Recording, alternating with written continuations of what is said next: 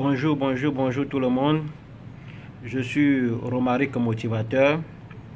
Alors, bien aimé, je suis encore là pour partager un message avec vous. Et le thème de mon message ce soir, c'est agir dans la foi.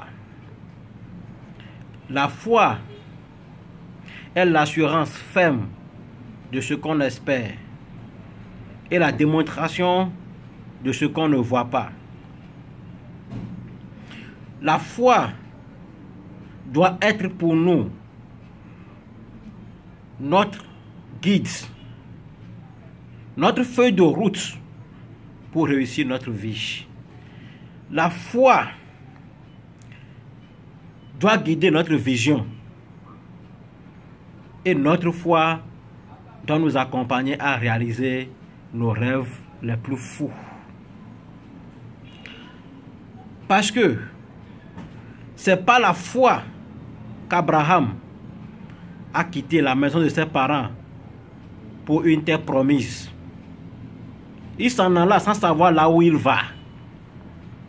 C'est pas la foi qu'Abel offrit des sacrifices excellents, des offrandes excellentes à l'Éternel, des offrandes excellentes plus que les offrandes de Caïn.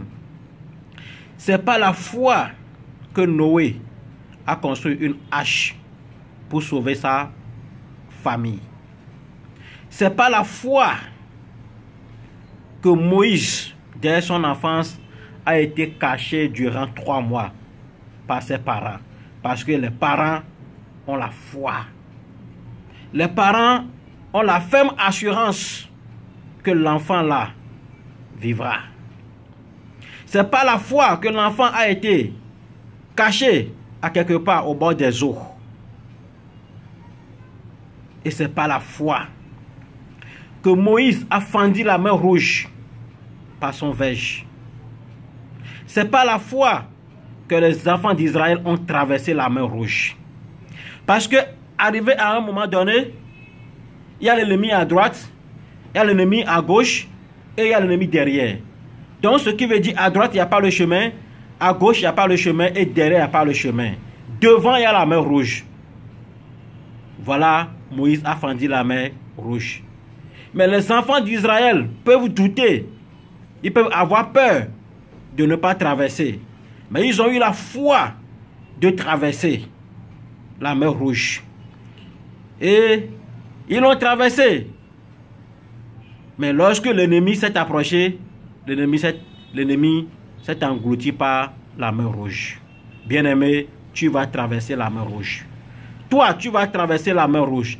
Quelle que soit la situation, toi, tu vas traverser la mer Rouge. Mais dès que l'ennemi va s'approcher de la mer Rouge, la mer va l'engloutir au nom de Jésus.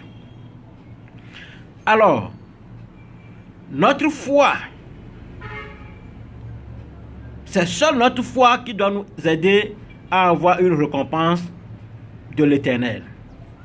Parce que seul celui qui croit que l'Éternel, que Dieu existe, qui doit bénéficier des rémunérations de sa foi.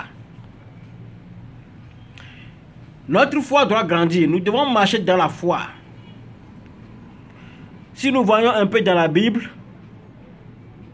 Marc 5, versets 22 à 30, là, la Bible nous disait, notre Seigneur Jésus alla à l'autre rive. Et arrivé à l'autre rive, il y a un chef de synagogue, un ancien de synagogue, qui est venu se jeter à son pied et qui dit, Seigneur, ma fille est mourante. Viens lui imposer les mains pour que ma fille soit sauvée et vive encore. Ce qui veut dire que ce chef de synagogue a cru. Ce chef de synagogue a la foi. Mais ce chef de synagogue, si je comprends bien, c'est le doyen de l'église. Pourquoi il n'a pas imposé la main à sa fille lui-même? Pourquoi il n'a pas guéri sa fille lui-même? Mais il est venu demander à notre Seigneur Jésus-Christ.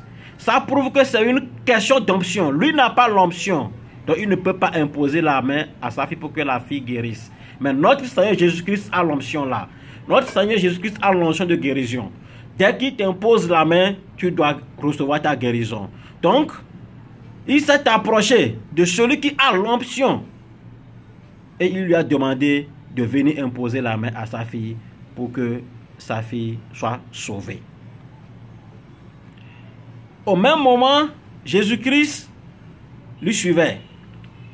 La Bible nous a dit qu'il y a une grande foule qui suivait Jésus-Christ. Et la foule le pressait. Donc la foule presse notre Seigneur Jésus-Christ. Ce qui veut dire en ce moment, tout le monde le touchait, de gauche à droite. Mais rien ne se produit. Pourquoi rien ne se produit? Mais pourtant, il y a une femme qui souffrait de perte de sang durant plus de 12 ans. Et il a fait le tour de tous les médecins sans succès. Mais cette femme s'est approchée de la foule et s'est dit en elle, aussitôt que je vais toucher le Messie, je recevrai ma guérison. Donc, la femme là a marché, elle a agi par la foi et elle a touché les vêtements de Jésus-Christ, notre Seigneur. Et la Bible nous a dit, elle s'est guérie automatiquement de sa perte de sang. Ce qui veut dire que la dame a agi dans la foi. Et Seigneur Jésus-Christ, il a senti une force sentie de lui-même. Et il a dit, qui m'a touché? Qui a touché à mes vêtements? Bien-aimé, ce que je veux te dire par ici, tout ce que tu dois faire dans cette vie, tu dois avoir la foi d'avoir un résultat. C'est ta foi qui détermine le résultat de ce que tu cherches dans la vie. C'est ta foi qui doit te diriger à atteindre ton objectif de ton existence sur cette terre. Si tu veux aller déposer un dossier à quelque part pour chercher un emploi, il faut avoir la foi que tu auras un bon résultat. Si tu veux entreprendre quelque chose, si tu veux ta guérison, il faut avoir la foi ferme que tu auras ta guérison en faisant ou bien en marchant de telle et telle façon. C'est le résultat. Notre foi doit nous guider pour avoir le résultat. Bien-aimé, je prie pour toi en ce moment précis que ta foi grandisse. Et je prie que ce message t'impacte. Et si tu veux quelque chose, que ton souhait soit réalisé par ce message au nom de Jésus. Si tu crois, si tu as la foi, dis en toi que le message que j'écoute là, que ce message me transforme. Que ce message provoque un changement dans ma vie right now. Que ce message fasse en sorte que ce que je cherche, que je le reçois right now.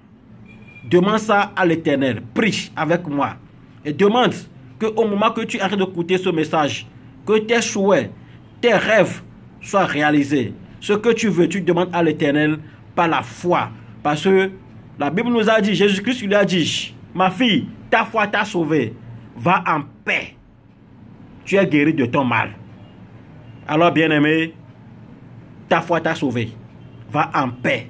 Tu as le résultat. Tu as le résultat de ce que tu viens de demander. Tu as la guérison.